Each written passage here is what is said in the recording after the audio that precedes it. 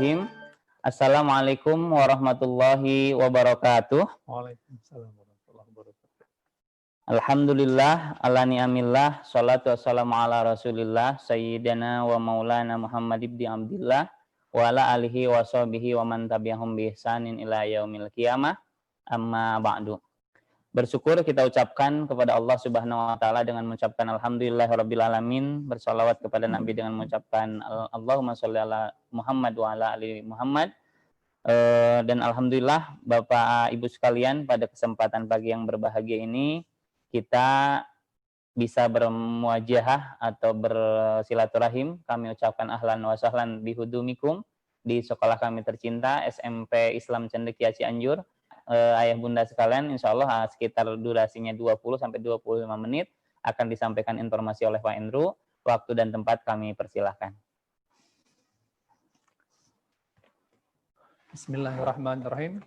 Assalamualaikum warahmatullahi wabarakatuh. Waalaikumsalam warahmatullahi wabarakatuh. Alhamdulillahirabbil alamin, wassalatu wassalamu ala asrofil anbiya'i wal mursalin wa ala alihi washabihi ajmain, amma ba'du.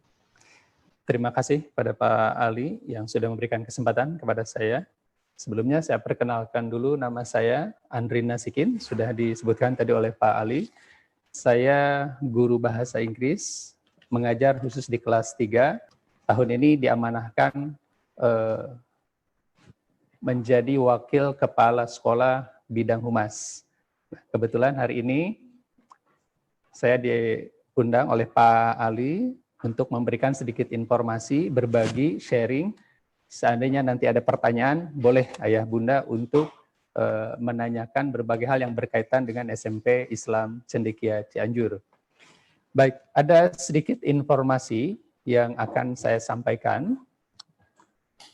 Yang pertama, mengenai SMP Islam Cendekia Cianjur itu sendiri, bahwa SMP Islam Cendekia Cianjur atau yang akrab dikenal dengan SICC, SICC ya bahasa Indonesianya, namun terkenal dengan SICC dengan logo yang berwarna merah, kemudian dengan logo warna biru khusus SMP Islam Cendekia Boarding School. Sekolah ini sudah berdiri tahun 2012. Sejak tahun 2012 sampai sekarang berarti sudah sekitar 8 tahun. Alhamdulillah, sejak pertama berdiri sampai dengan sekarang, kami SMP Islam Cendekia Cianjur di bawah naungan Yayasan Pribadi Kamila Cianjur yang begitu concern di dalam dunia pendidikan, khususnya di bidang keagamaan. Nah, alhamdulillah sejak berdirinya SMP Islam Cendekia Cianjur dari tahun 2012 sampai dengan sekarang, hampir 8 tahun, kami alhamdulillah masih bisa menjaga senyuman peserta didik dari awal sampai sekarang. Artinya kami masih bisa memberikan semangat belajar kepada anak-anak untuk mau betul-betul menimba ilmu di SMP Islam Cendekia Cianjur, baik yang akademiknya ataupun yang kepesantrenannya. Bisa ayah bunda lihat senyuman yang betul-betul semangat untuk mau pergi ke sekolah, menimba ilmu. Senang sekali ini.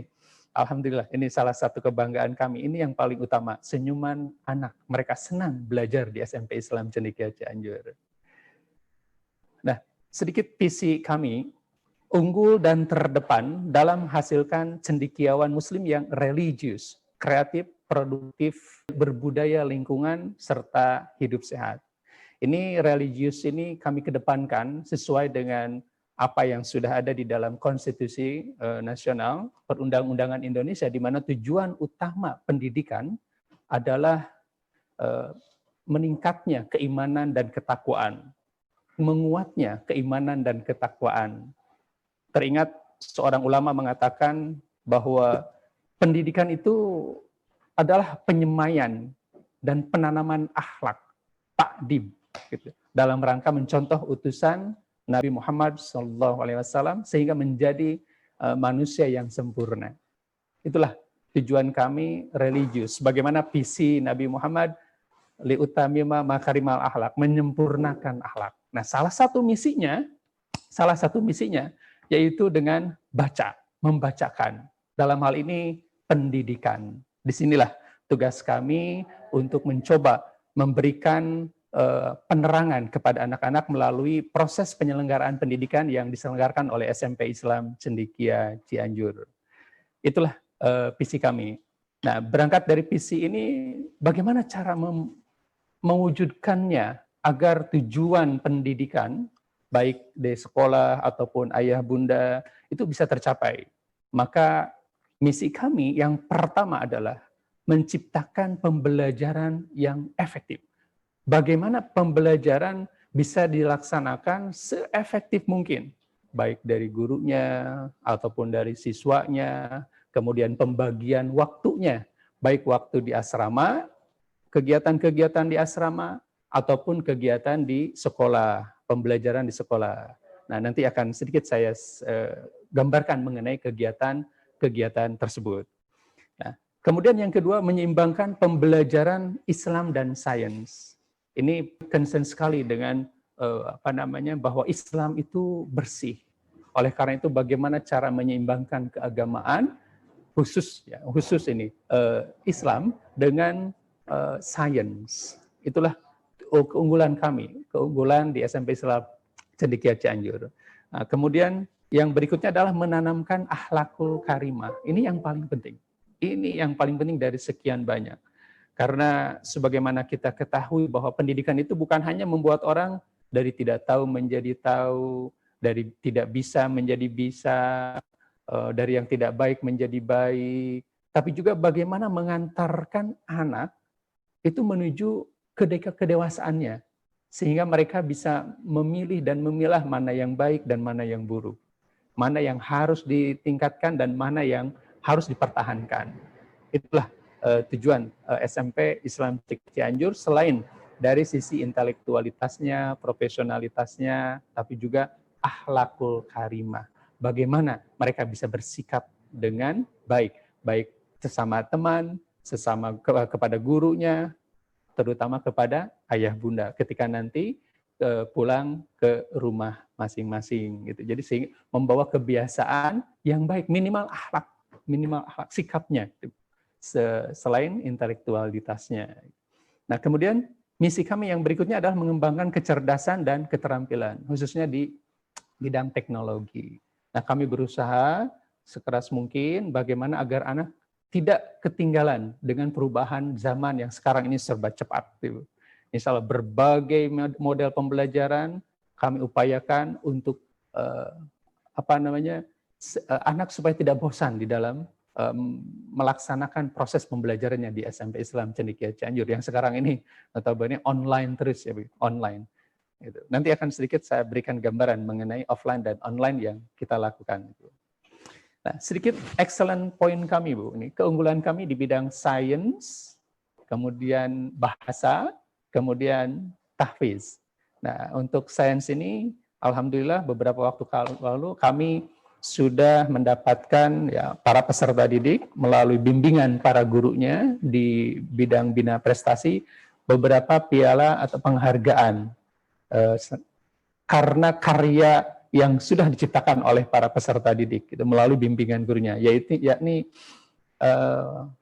kuaci ya dulu itu ya, kuaci yang menjadi kertas gitu didaur ulang. Nah, salah satu di antaranya dari sekian banyak gitu. Alhamdulillah kami juga mendapatkan penghargaan begitu.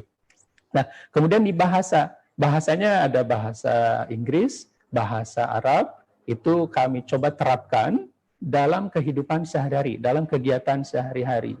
Jadi selain di sekolahnya diajarkan itu mata pelajaran bahasa Inggris yang kalau normalnya itu 4 jam dalam 1 minggu itu di mata pelajarannya, tapi untuk pembelajaran bahasa Inggrisnya sendiri itu ada di kegiatan lain juga yang namanya English Club, klub bahasa Inggris. Nah, di mana hari-hari tertentu anak akan diajak untuk berbicara bahasa Inggris meskipun hanya beberapa kata atau beberapa kalimat. Nah, bagi kami yang penting mereka mau mengucapkan, berani mengucapkan, itu yang paling penting. Itu.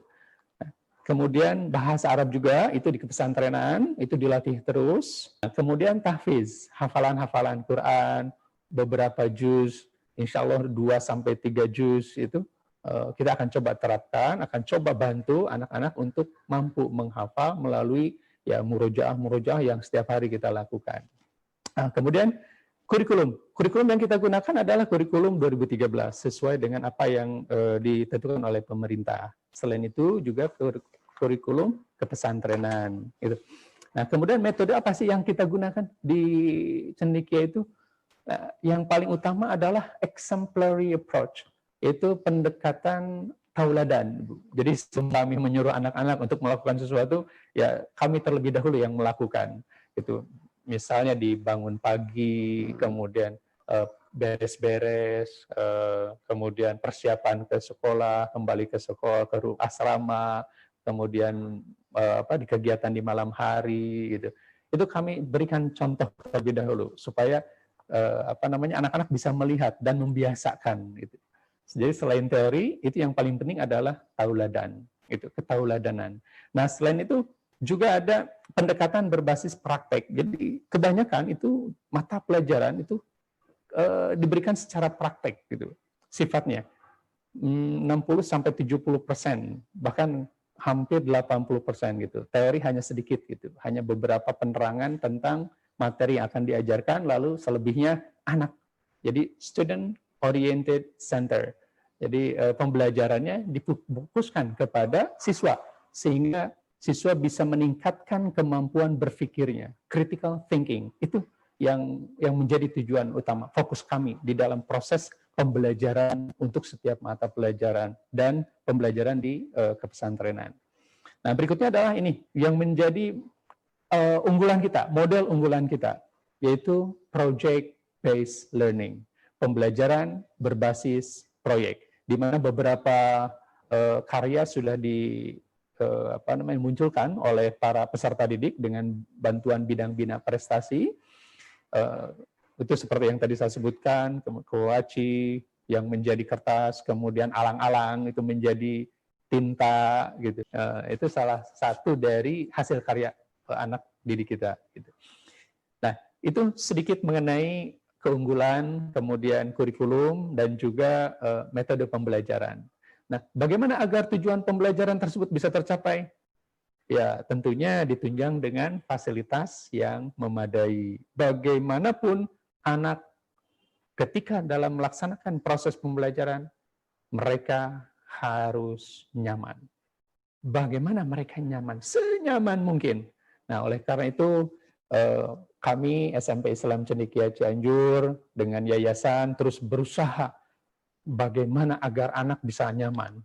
Kita munculkan, kita keluarkan semua kebutuhan-kebutuhan yang memang dibutuhkan agar tujuan pendidikan tercapai. Nah, sedikit ini beberapa fasilitas yang bisa Ayah Bunda lihat. Itu Ayah Bunda juga mungkin sudah browsing ya di Google, kemudian sudah lihat di situs khusus SMP Islam Cendekia Cianjur official, kemudian juga dari brosur mungkin ya yang Ayah Bunda sudah dapatkan. Itu bukan sekedar gambar yang diedit betul, tapi itu sesuai dengan fakta. Insya Allah bisa dilihat nanti ketika Ayah Bunda datang ke sini. Ya. Kemudian itu ruang kelasnya, bisa Ayah Bunda lihat, itu seperti itu. Kemudian lab komputernya, kemudian sarana musiknya itu studio musik, kemudian ada juga kalau ingin jajan Ayah putra putri Ayah Bunda nggak usah pergi keluar, kita sudah menyediakan SICC Mart gitu ya, kayak minimarket gitulah. Kemudian juga ada food court, boleh jajan untuk jajanan-jajanan yang biasa mungkin di sekolah-sekolah Ayah putra putri Ayah Bunda gitu yang temukan, tapi di sini insya Allah kesehatannya, nutrisinya, higienitasnya kami usahakan yang terbaik, kami jaga. Gitu. Berikutnya adalah pendopo untuk keputrian ini. Jadi kalau Jumat itu laki-lakinya ke masjid, kemudian yang putrinya semuanya kumpul di pendopo di sini. Nah, mereka melaksanakan keputrian setiap hari Jumat. Nah, kemudian tidak hanya afektif atau dari sisi sikap, tapi dan tidak hanya juga dari sisi intelektualitasnya, tapi bagaimana agar lahir batinnya, agar mental dan fisiknya kuat. Nah, kami juga membiasakan anak-anak, baik ketika di pesantren ataupun di sekolah, untuk berolahraga. Berolahraga dalam seminggu sebetulnya yang formal itu 1 kali, yang formalnya 1 kali. Tapi yang namanya anak-anak, ya putra-putri itu kalau sudah dikasih bola, aduh itu, apalagi yang laki-laki itu. Yang perempuan juga tuh kalau sudah dikasih bola basket itu, aduh itu suka seneng sekali mereka bermain itu. Terutama di hari Sabtu itu. Senin sampai dengan Jumat belajar, hari Sabtu bebas dipakai untuk ekskul semua, habis di semua bola-bola itu dipakai sama anak-anak itu. Ya. Kemudian, nah di kami juga dilengkapi dengan UKS, usaha kesehatan sekolah. Oh, ini kami utamakan. Jikalau ada yang sakit atau apa, tidak harus keluar, insya Allah kami siap dengan peralatan dan tim medis yang sudah ada di sekolah, yang sudah kami siapkan, siap pagi, siang, malam, dan setiap saat 24 jam. Nah, kemudian bagaimana caranya agar anak-anak itu bisa terawasi? Nah, kami di setiap sudut, di asrama, per asrama itu, per kamar, itu kami pasang CCTV. Dan juga 2 AC itu ya untuk menyamankan mereka itu. Nah, CCTV, jadi bisa dilihat di monitor kegiatan anak. Anak sedang apa, kecuali di Jamban ya. Ini hanya di asrama, di mana satu asrama itu kalau normalnya itu 12, 14, sampai 16. Nah, kalau di masa ini setengahnya, paling 6 atau 8 orang, itu dalam satu asrama. Nah, ini melalui CCTV di ruang operator ini bisa kelihatan, Bu. Anak mau kemana, keluar dari pintu, mau ada di mana, di arah selatan, barat, timur, semuanya kelihatan. Ada di setiap sudut. Gitu. Jadi akan terpantau terus kegiatan anak. Jadi kalau ada anak yang berperilaku atau bergaul terlalu berlebihan, dalam arti misalnya nih ada yang namanya anak-anak ya Bu, kadang-kadang suka ada dengan temannya itu semacam istilah Sundanya itu parasea, ribut.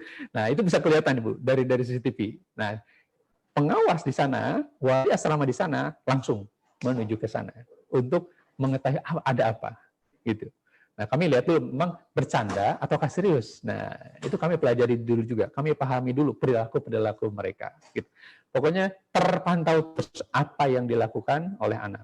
Tapi kami juga menjaga privasi mereka. Kalau memang mereka harus melakukan sesuatu yang sifatnya pribadi ya. Dalam hal ini misalnya mau ganti baju atau apa tidak kelihatan karena tertutup oleh lemari gitu.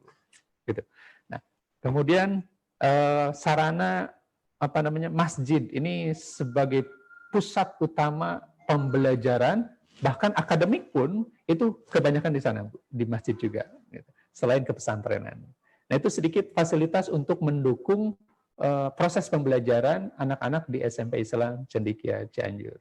Nah, sedikit ini ada jadwal Bu ya, Ayah Bunda. Jadwal, paling berapa menit lagi waktunya? Masih ada ya? Sebetulnya dibagi 3 nih jadwalnya nih. Pagi, siang, sore, sore malam. Nah, di pagi hari mereka bangun jam 3.30. Setengah 4. Ada yang jam 3 juga, mereka sudah bangun itu.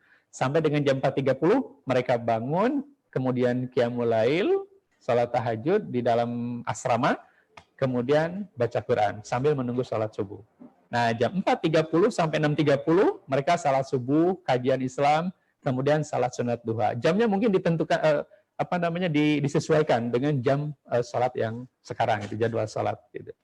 Nah, dari jam 6.30 sampai jam 7.00 itu mereka persiapan ke sekolah. Nah, dari jam 7.00 sampai dengan jam 16.00 ya. Dari jam 7.00 sampai jam 11.00, 11.50 pagi itu sampai tengah siang kegiatan pembelajaran di sekolah. Nah, setelah itu jam 11.50 sampai 13.10 sekitar 1-2 jam itu, 1 jam lebih, itu mereka sholat duhur, kemudian makan siang. Nah, dari jam 13.30 sampai jam 14.30 itu mereka melakukan project based learning yang tadi saya sebutkan. PJBL, Project Based Learning. Pramuka di hari Rabu, kemudian pemantapan untuk kelas 9. Nah, kalau pemantapan masih ada gitu. Karena sekarang AKM mungkin lebih dicepatkan lagi ke kelas 8 gitu. AKM Assessment Kompetensi Minimum itu. Nah, ini project based learning ini dilaksanakan dari Senin sampai dengan Jumat. Itu untuk rumpun mata pelajaran tertentu. Gitu. Nah, kemudian dari jam 14.30 sampai 16.00 kembali ke asrama. Kemudian salat asar, tilawah surat Al-Waqiah. Jadi semua kegiatan ini, sholat ini dilakukan di masjid. Isya, subuh, kemudian duhur, asar, maghrib, semuanya dilakukan di masjid. Putra, putri. Nah, di asar itu setelah sholat asar itu setiap sholat asar setiap hari mereka membaca surat Al-Waqiah selesai sholat asar. Gitu. Nah, kemudian dari sore ke malam itu di sore hari jam 16.00 sampai jam 17.00 kegiatan boarding. Setelah itu persiapan ke masjid, salat maghrib dan zikir al-hada. Kalau malam Jumat itu baca surat Yasin. Jadi dari jam 17, jam 5.00 sampai dengan jam setengah 7 itu persiapan ke masjid, 18 ya sekarang ini.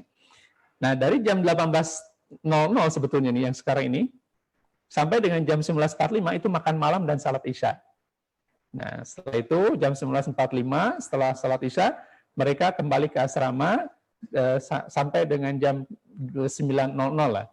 Mereka melakukan pembelajaran kitab kuning dan setelah itu persiapan istirahat. Nah, dari sana jam 9.00 sampai dengan jam setengah 4 atau jam 3 itu mereka beristirahat. Rata-rata mereka bangun juga jam 3. Nah, itu sedikit kegiatan sehari-hari di boarding, di asrama, dan di sekolah. Nah, ini sedikit gambaran mengenai pembelajaran yang waktu offline dan online. Nah, karena masa pandemi, jadi kemarin Oktober-November itu hanya 150 orang, sekitar ya setengahnya, 50% dari siswa yang berada di sini. Mereka melakukan pembelajaran tatap muka berdasarkan AKB, adaptasi kebiasaan baru. Dan alhamdulillah selama 2 bulan berjalan dengan baik. Yang di sini ya, yang di sekolah 150 orang. Nah, sisanya di rumah. Jadi mereka melakukan pembelajaran online, juga melakukan kegiatan-kegiatan keagamaan yang biasa dilakukan di SMP Islam Cendekia Cianjur. Jadi dibawa ke rumah. Nah, bagaimana caranya agar kami pantau melalui WhatsApp, kemudian melalui pembelajaran online, Google Meet, kemudian melalui untuk mengingatkan mereka berhubungan dengan ayah bunda, berkomunikasi dengan ayah bunda mereka. Gitu. Nah, offline ini pembelajaran seperti ini, semuanya memakai masker, kemudian jaga jarak, rata-rata sholatnya itu 14 hari pertama itu ketika masuk bulan Oktober, itu 14 hari pertama mereka di asrama, tidak kemana-mana, tidak keluar. Gitu. Karena untuk menjaga kesehatan dulu, jaga jarak gitu, ini dalam masa pandemi ini. Setelah 14 hari ke-15-nya, itu dalam 2 bulan ini mereka beraktivitas di luar asrama, termasuk ke sekolah dan juga ke masjid. Itu selama 2 bulan, bulan Oktober, November gitu. Nah, akhir November kemarin mereka dipulangkan ke rumah untuk pembelajaran online. Begitu juga dengan PAS yang nanti akan dilaksanakan tanggal 7, penilaian akhir semester, 7 Desember sampai dengan 12 Desember. Gitu. Nah, sementara yang online itu mereka, yang tadi saya sebutkan itu, mereka belajar dan melakukan kegiatan sesuai dengan apa yang dilakukan di SMP Islam Cendekia Cianjur. Nah, sedikit ini beberapa ekstrakurikuler yang bisa diikuti oleh putra-putri ayah bunda, mulai dari matematika, sains, futsal, basket, IT club, marching band, silat, karate, pramuka, PMR, paskibra, English club, musik, fotografi, tenis meja. Ini ketika normal. Semua ada ketika normal. Ketika sebelum masa pandemi. Nah, di masa pandemi kami batasi menjadi beberapa ekstrakurikuler. Ya, salah satu di antaranya sinematografi ya. Itu sinematografi. Jadi kami batasi. Nah, insya Allah di Januari mudah-mudahan ya kita berdoa semuanya pandemi cepat berlalu, semua anak-anak bisa berkumpul, kemudian kelas 7, 8, 9, nanti ayah bunda di tahun ajaran baru itu sudah sudah aman ya, insya Allah. Mudah-mudahan. Sudah sehat. Pandemi corona sudah tidak ada. Amin. Amin. Nah, itu sedikit beberapa ekstrakurikuler yang ada di sekolah kami.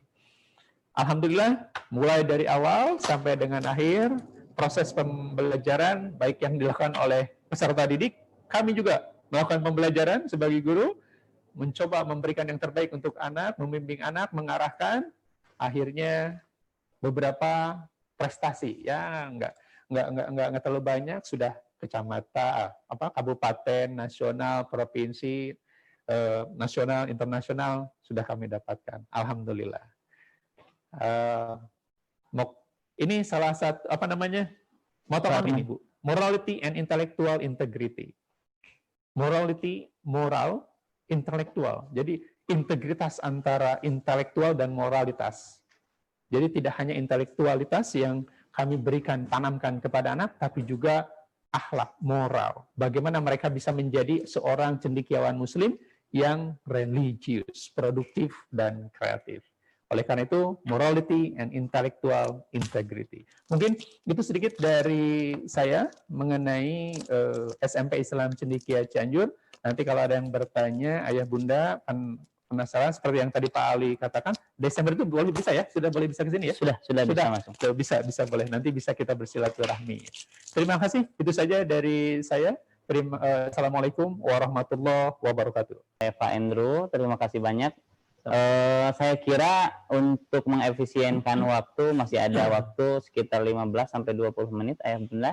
Bagi ayah bunda yang mau bertanya dipersilahkan. Baik, ini ada beberapa hal yang ingin saya tanyakan. Yang pertama terkait kegiatan siswa yang memang cukup padat ya Pak ya, terutama untuk setelah sekolah. Nah setelah sekolah sore sampai malam itu kan kegiatan kepesantrenan ya Pak ya. Betul. Nah, bagaimana dengan kegiatan belajar?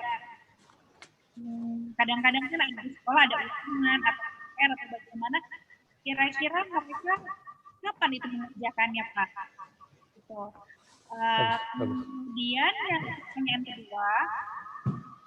pertanyaan kedua, jika ada anak yang mempunyai kekurangan dalam pelajaran, salah satu pelajaran. Baik.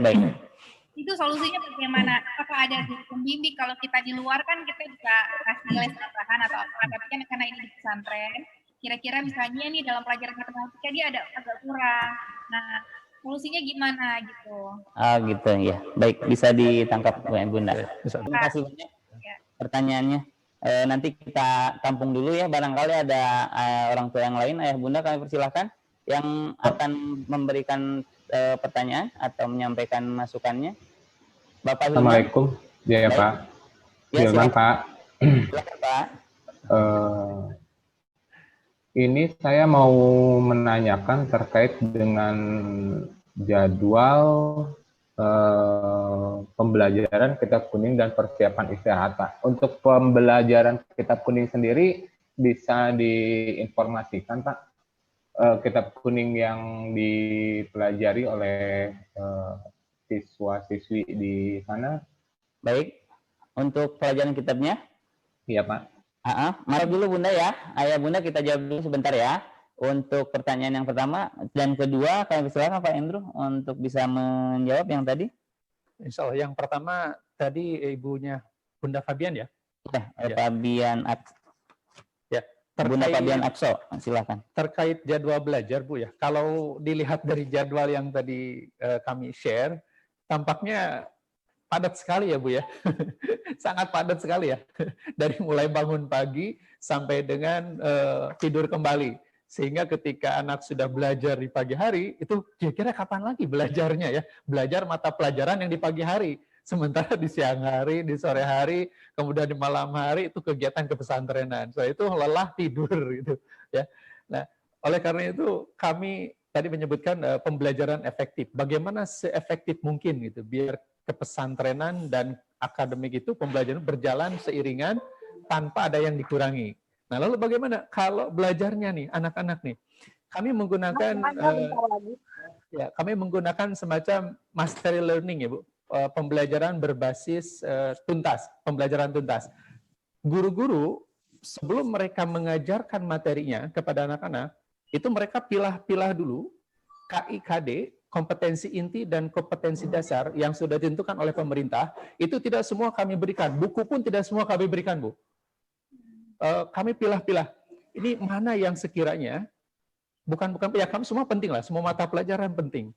Tapi kami pilah-pilah disesuaikan dengan kegiatan kami sehari-hari, kemudian kegiatan akademik dalam 1 tahun akademik kalender pendidikan itu akan tercapai atau tidak.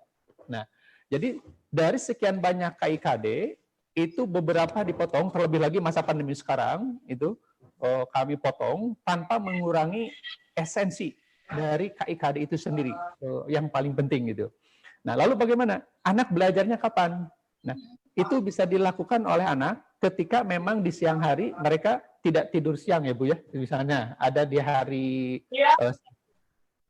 atau misalkan 2:30 menjelang persiapan, atau di sore hari Bu jam 4:30 ya, 4:30 sampai dengan jam 5:30. Itu dilakukan kegiatan boarding sebetulnya Bu. Nah, kegiatan boarding itu memang tentatif ya Bu ya. Ada yang sifatnya langsung dari asrama, kegiatan yang sudah diprogramkan, ada yang juga semacam apa ya, bukan curhat ya istilahnya itu ya, curhat apa ya, si curhat itu ada 2 tuh, di sore hari dan di malam hari. Curhat dengan wali asrama. Maksudnya itu dilakukan untuk pelajaran yang memang belum dianggap mengerti. Nah, dari wali asrama nanti akan disampaikan kepada wali kelas. Wali kelas akan disampaikan kepada gurunya. Nah, nanti wali asrama akan mengetahui, wali kelas akan mengetahui kesulitannya di mana. Nah, nanti langkah pertama, guru yang akan memberikan solusi. Guru biasanya memberikan waktu kepada anak untuk mendatangi mendatangi gurunya ke ruangan gitu, ke ruangan guru. Nah, kira-kira mana nih masalahnya di pelajaran apa yang tidak mengerti? 2, 3 orang, 4 orang, kami berikan layanan khusus untuk memang anak-anak yang belum mengerti gitu. Jamnya kapan? Itu bisa dilakukan di siang hari ataupun di sore hari yang tadi itu di sore hari yang jam 4:30 sampai jam 6 itu. Nah, adapun yang dilakukan oleh guru BK untuk ikut andil dalam mengatasi permasalahan anak. Karena selain pelajaran-pelajaran yang menjadi kesulitan, juga ada hal-hal lain yang mungkin membuat pelajaran itu sulit untuk dipahami. Oleh karena itu guru BK kami libatkan juga itu bersama-sama. Nah, jadi waktunya yang tadi Ayah Bunda katakan itu bisa di siang hari, di sore hari, di sore hari atau di malam hari, yang semacam sesi curhat lah gitu, ngobrol-ngobrol dengan wali asrama sebelum tidur gitu. Nah, seperti itu, Bunda. Berarti udah sama yang tadi ya, sekalian ya. Ya, betul.